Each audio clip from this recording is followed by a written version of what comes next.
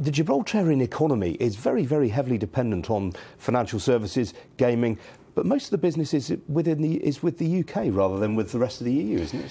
Yes, this is one of the results of the heat maps that we carried out immediately after the 24th of June. You can imagine in Gibraltar the result was quite depressing for us at the time. But on the morning of the 24th, we dusted ourselves off, we got up and we began the work of looking at how we could manage our economy post-Brexit. And one of the things we've done is work very closely with the UK government, supported them in everything that they're doing. We have been dealt these cards, we didn't want them, but we have to play them. And therefore, our commitment to the UK government to working with them and just getting on with the job of making the best of the current situation, which could result, we believe, in some interesting opportunities for us, as well as the challenges, obviously, is something that we face. But those heat maps told us that, in fact, 92% of our financial services business was with the UK. So we weren't doing a very good job in Europe. So for us, the challenge is there. So is a so-called hard Brexit really going to damage the Gibraltarian economy that badly?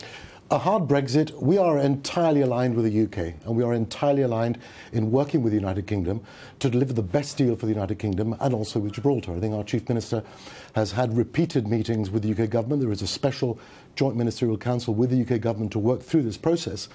And we believe that there are opportunities. Of course there are. Hard Brexit for the UK and hard Brexit for Gibraltar. We will find the opportunities, as the UK government will, and we will be working very closely together to achieve that for our people. Now, one of the big online gaming companies that's based in Gibraltar is 888 Holdings. It said recently it might have to consider relocating to Malta. Are you worried about that? Well, that was in any PLC's annual report, there is a risk analysis. And one of the realities is if this firm cannot operate within the European Union, it could face those challenges. But it was exposing its risk to its shareholders. I think it's absolutely normal. We've been in touch with them, and the commitment to Gibraltar is as strong as it ever has been. And interestingly, since Brexit, we've had 2 new gaming companies coming into Gibraltar, licensed. We've had around 20 financial services firms licensed, with 22 in the pipeline. So we continue to work, and we have high hopes post-Brexit. Now, we've had this political spat during the last 48 hours after the European Council inserted this reference to Gibraltar into its briefing stance. How unhelpful was it that Theresa May didn't mention Gibraltar explicitly in her Article 50 letter? I don't think that's the issue. I think if you just imagine that Gibraltar is probably the most pro-European territory, not just in the United Kingdom, but probably in the entire European Union.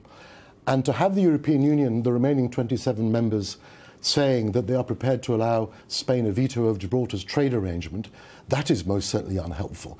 That is the issue. And frankly, we feel very, very let down by the European Union, having been loyally and faithfully transposing directives and implementing regulations, which for a small territory is a challenge, over the last 40 years.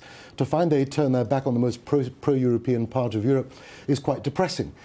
So we have, in fact, today the Chief Minister has spoken to David Davis, the Secretary of State for exiting the European Union, who has confirmed to him that the United Kingdom will not enter into a trade deal with the EU, which excludes Gibraltar. Really, all the noise and all the fuss, that, for us, is all we wanted to hear, and we're delighted with the Secretary of State's comments today.